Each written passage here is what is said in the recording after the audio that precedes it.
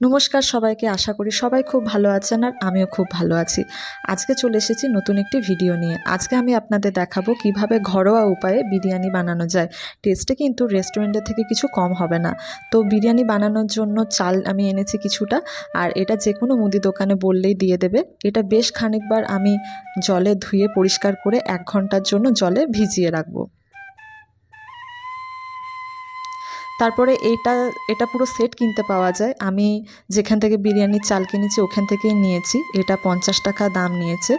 পুরো বিরিয়ানি সেট বললে যে কোনো দোকানে পাওয়া যাবে, এটার জন্য কোনো চিন্তা নেই। তো প্রথমেই আমি যেটা খুলছি এটা হলো মিঠা আতর। মিঠা আতরটা খুবই অল্প পরিমাণে থাকে। তারপরে দিয়েছে গোলাপ জল, তারপরে দিয়েছে কেওড়া জল, এটাতে আছে ফুড কালার।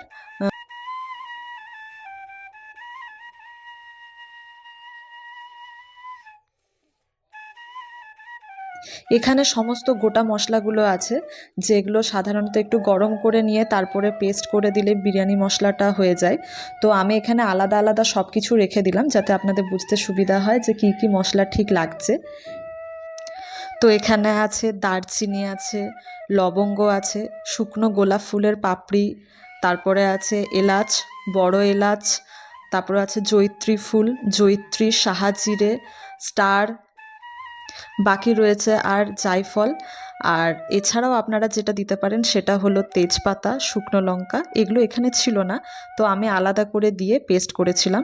তো প্রতিকটা আমি গরম করে নিয়েছি, সবগুলো আমি একসঙ্গে দিইনি, কেননা কিছু গরম মশলা গরম হতে একটু সময় লাগে, আবার কিছু তাড়াতাড়ি হয়ে যায়। ওই জন্য আমি ইন্ডিভিজুয়াল প্রতিটা আলাদা আলাদা করে তারপরে আমি গরম করেছিলাম। তারপর সবকটা গরম হয়ে যাওয়ার পর আমি একসঙ্গে মিক্সিতে দিয়ে একটা ভালো গুঁড়ো বানিয়ে নিয়েছিলাম।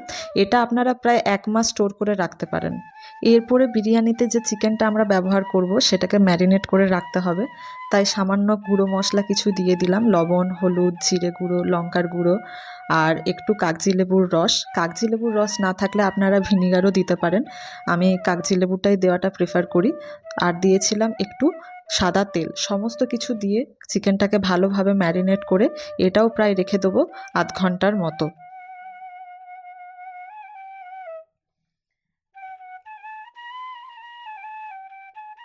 এবার আমি চালটা সিদ্ধ করতে দেবো, ওটা প্রায় 1 ঘন্টা ভেজানো হয়ে গেছে। এই জন্য একটা পাত্র আমি জল নিয়ে নেব, তার মধ্যে একটু বেশি করে লবণ রাখবো যাতে পুরো লবণ জলের মতো হয় সেই রকম।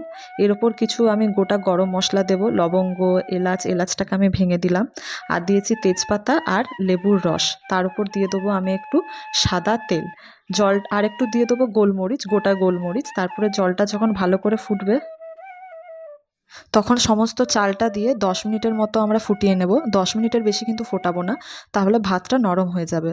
তারপর ভাতটা তুলে জলটা ঝরিয়ে আমরা কিছুক্ষণ সেটাকে বাতাসের নিচে রেখে শুকিয়ে নেব। এরপরে আমরা বেরেস্তাটা তৈরি করব, সেই জন্যে আমি এখানে সাদা তেল দিয়েছি এবং তেলটা ভালো মতো গরম হয়ে যাওয়ার পর আমি এখানে কোচানো পেঁয়াজগুলো সব দিয়ে দিয়েছি। পেঁয়াজগুলো বেশ ভালো রকম লাল হয়ে যাবে, তারপর আমি এটাকে তুলে রেখে দেবো কিছুক্ষণের জন্য। সেই তেলের মধ্যেই আমরা বড় করে কেটে রাখা বিরিয়ানির আলু এখানে দিয়ে ভেজে নেব আলুগুলো। এপিট ওপিট করে আলুগুলো বেশ ভালো রকম করে ভেজে নিতে হবে, নাহলে কিন্তু সেদ্ধ হবে না। আমি এখানে একটু বেশি পরিমাণ আলু নিয়েছি, কেননা চিকেন কষার জন্য আমি কিছুটা পরিমাণ আলু তুলে রাখবো, সেই জন্যে। আলুগুলো বেশ ভালোভাবে লাল হয়ে ভাজা হয়ে গেছে, আমি তুলে রাখবো। এরপরে বিরিয়ানির জন্য যে চিকেন লেগ পিসগুলো ম্যারিনেট করতে রাখা ছিল সেগুলো আমি এপিট ওপিট করে বেশ ভালোভাবে ভেজে নেব। দেখুন বেশ লাল হয়ে ভাজা হয়ে গেছে চিকেনটা, এরপরে আমি তুলে নেব। সেই কড়াইয়ে আরেকটু তেল দিয়ে আমি এখানে আদা, রসুন আর পেঁয়াজ বাটা দিলাম। আদা, রসুন, পেঁয়াজটা একটু বেশ ভালোভাবে ভাজা ভাজা হয়ে গেলে এরপর আমরা গুঁড়ো মশলাগুলো দিয়ে দেবো। আমি এখানে দিলাম হলুদ গুঁড়ো, জিরে গুঁড়ো, ধনে গুঁড়ো, আর দিলাম কাশ্মীরি লঙ্কার গুঁড়ো, আর দিয়েছি লবণ। আর আপনারা চাইলে কিন্তু এর মধ্যেই বিরিয়ানির মশলাটাও দিয়ে দিতে পারেন। আর একটু দিয়ে দিলাম টক দই, টক দইটা কিন্তু দিতেই হবে। সব মশলাগুলো দেওয়ানোর পর একটু ভালোভাবে আমি কষিয়ে নেব। তারপরে যখন দেখব যে চারিদিক থেকে তেল বেরোচ্ছে, তখন আমি সমস্ত চিকেনটা এখানে দিয়ে দেবো। আমি আগেও বললাম যে এখানে কিন্তু আমি একই সঙ্গে একটু চিকেন কষাও বানাচ্ছি, যাতে বিরিয়ানির সঙ্গে খাওয়া যায়। তো সেই জন্য আমি অনেকটা চিকেন নিয়েছি এবং এর সাথে বিরিয়ানির জন্য রাখা চিকেনটাও দিয়ে দিলাম, আর দিয়ে দিলাম আলুগুলো, এবং এটা আমি কিছুক্ষণের জন্য ফুটতে দিয়ে দেবো। আর এখানে আমি কিছুটা পরিমাণ গুঁড়ো দুধ নিয়েছি, গরম জলের মধ্যে গুঁড়ো দুধটা গুলে তার মধ্যে আমি ফুড কালারটা দিয়ে দেবো। এখানে কিন্তু স্মেলটাও বেশ একটু ভালো আসে বিরিয়ানির মতো। আর এটা আমি ঢাকা দিয়ে রেখে দেবো কিছুক্ষণের জন্য। এরপরে আমি বিরিয়ানিটা দমে বসাবো। তার জন্য আমি একটা পাত্র নিয়েছি, সেই পাত্রে চারিদিকে ঘি ভালোভাবে মাখিয়ে নিয়েছি, এবং প্রথম লেয়ারে আমি কিছুটা পরিমাণে ভাত নিয়ে নেব। তার উপর আমি কিছুটা চিকেনের ঝোল আর প্রথম লেয়ারে লেগ পিস আর আলু দিয়ে দিলাম।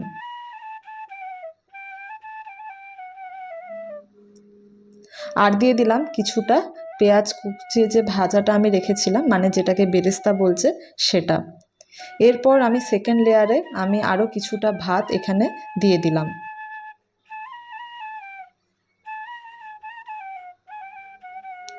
এর ওপর আমি দিয়ে দেবো বাকি যে আলু আর চিকেনগুলো ছিল সেগুলো,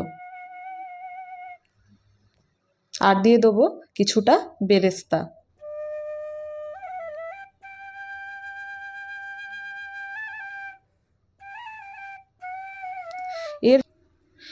এরপর দিয়ে দেব 2 চামচ পরিমাণ গোলাপ জল, 2 চামচ পরিমাণ কেওড়া জল, 3 থেকে 4 ড্রপ মিঠা আতর, আর বিরিয়ানির জন্য যে গুঁড়ো করে রাখা মশলাটা সেটা দিয়ে দেব।